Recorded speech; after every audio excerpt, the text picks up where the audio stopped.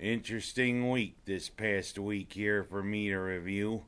Well, there's two big stories actually to talk to you about. First one happened just after I got through with my show last week. It was a big tidal wave that hit the Finger Lakes region and the Seneca Falls region. It apparently is the time for Mike Nozzoli to call it a career. Apparently, he's going to need a serious operation on his heart, and in accordance with his doctor's wishes, apparently, he's going to say 35 years is enough serving the Seneca Falls area and the Finger Lakes region. And I will tell you, I remember when he first ran for state assembly. I saw the sign, Mike Nozzoli for assembly. I asked my grandma, who is that?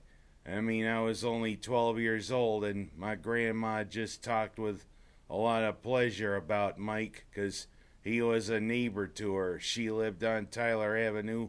He lived with his family on Elm Street at the time, and he used to deliver newspapers to my grandparents, and she used to give him cookies and treats and everything, and he was always so nice to Grandma. Thing is, when I heard that, I'm like, this guy must be a pretty cool dude. Well, for 35 years in both the Assembly and in the Senate, he served Seneca Falls. He served much of the Finger Lakes region with a lot of dignity and grace, and he always was so great representing us.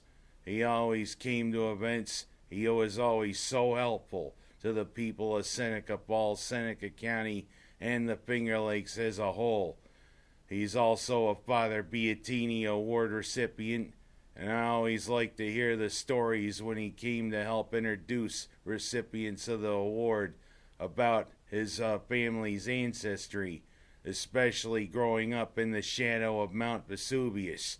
And you don't know what's going to happen when Mount Vesuvius blows its top like this.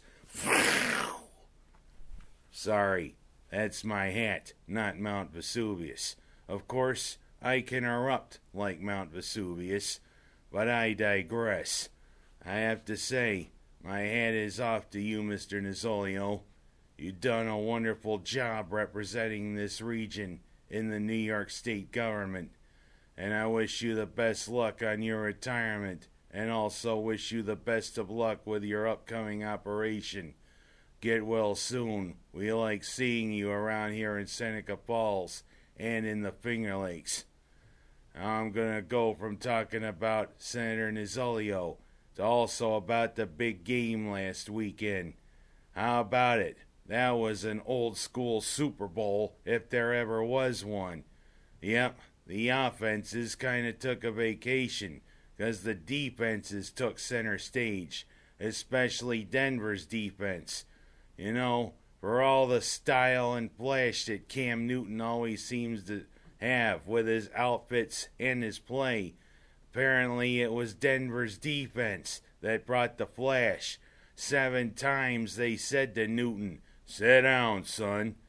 And of course, when they did cause turnovers, Denver took full advantage. Both of Denver's big touchdowns came off of turnovers, especially the one fumble recovery in the end zone and the one where Denver recovered at Carolina's 4-yard line and punched it in for the score that capped the victory for the Broncos. It's sometimes, you don't like to see all flash and no substance. But the thing is, too many football games, not only in college but in the pros. It seems as though everybody's so enamored about having basketball scores for football scores. But I digress. A lot of those older Super Bowls, especially Super Bowls 5 through 10 and all of that, had low-scoring games, and sometimes you kind of like to see that.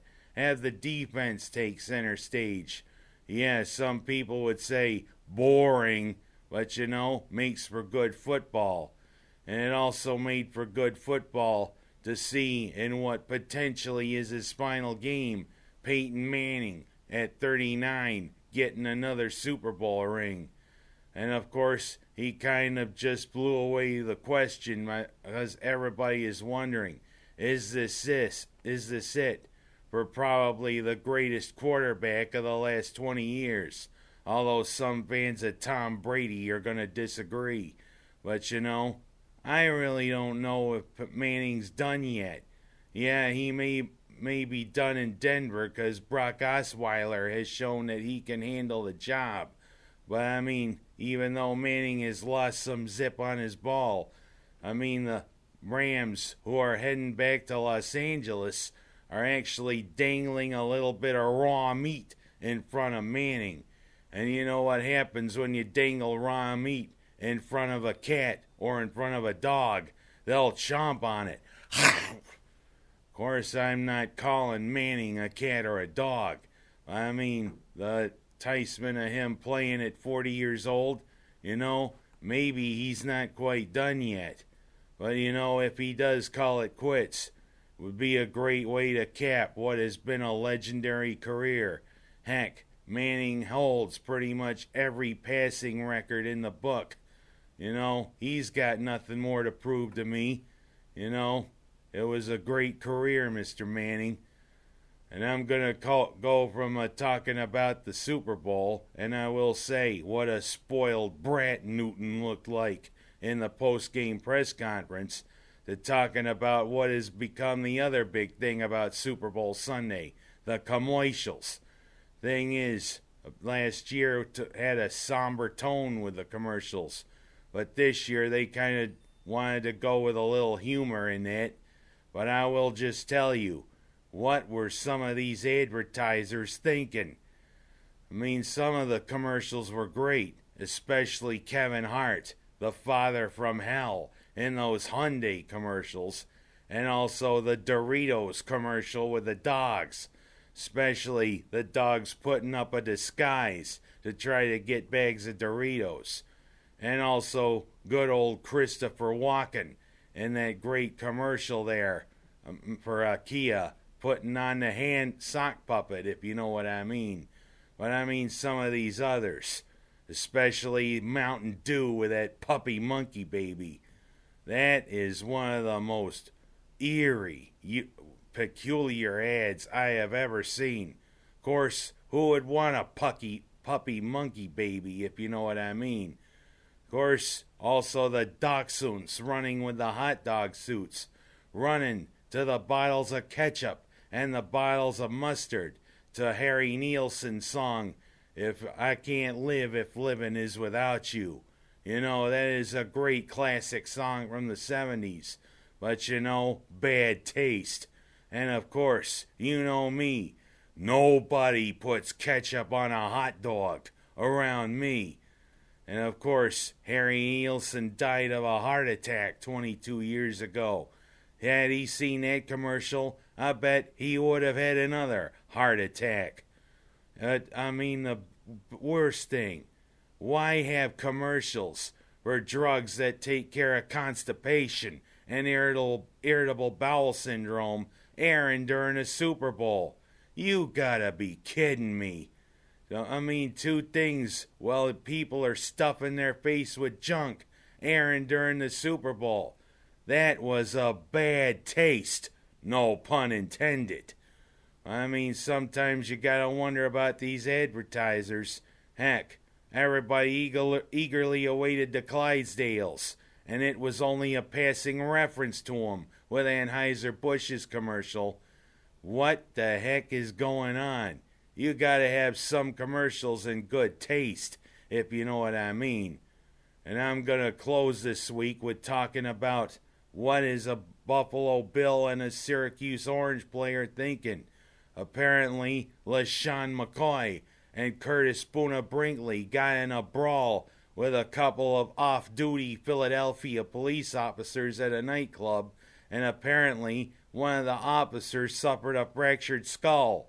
Supposedly, it was all over a bottle of champagne. Well, Apparently you can't have your way all the time, Mr. McCoy, Mr. Brinkley.